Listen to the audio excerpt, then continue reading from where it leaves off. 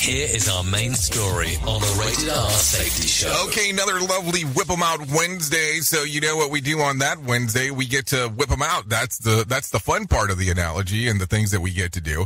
But guess what else we're going to talk about today? We're going to talk about, yesterday we partially talked about end of life cycle in regards of moving things out of factories. And we talked about how some of our programs change. And we talked about how things will change in regards of our organization. And it was interesting to see the interaction with some people in regards of what they thought we were talking about and how they were bringing up some other information to think about end of life cycle. And an important thing that was brought up that I didn't give consideration during the conversation yesterday, that I was like, oh, I guess we should have probably tied a little bit of that in. But it was great, to see the interaction of other people, is end of life cycle when it comes to people leaving organizations. Now think about that for a moment.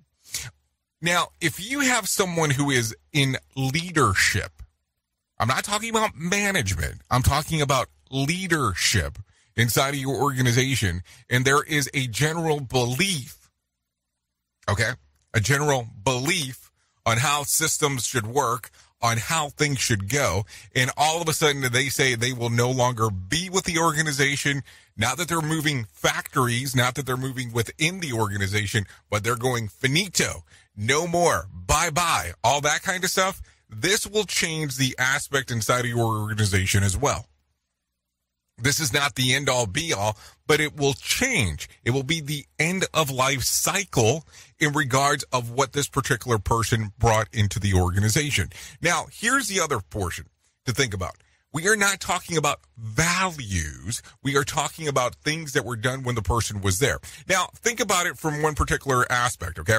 So we can use big companies for an example.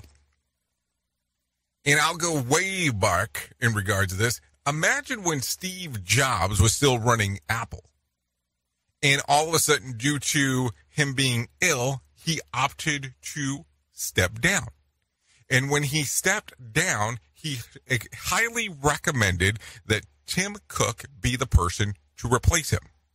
Now, I am not saying that Apple is still not Apple. I am saying that things changed from the level of leadership on how things were done by Steve Jobs in comparison to how things were done with Tim Cook and are still currently being done with Tim Cook.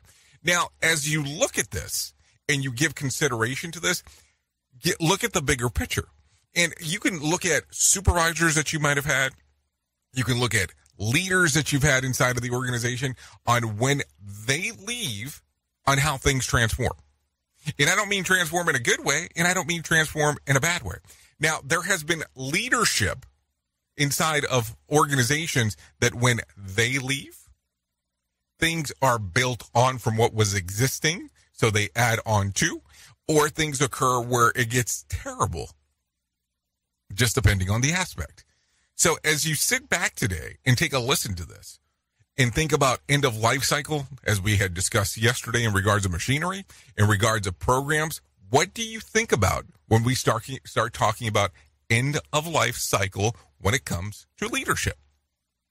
Do you look at it that there is a time frame inside that you can look back at your organization, or you can look back in your career that you know exactly what I'm talking about, how everything changed when this particular quote-unquote leader left your organization? Or do you look at it and go, I cannot relate so much to it because that has not occurred yet to me, but there is a possibility of things going on. And if you want to look at it from another standpoint, look at it this way.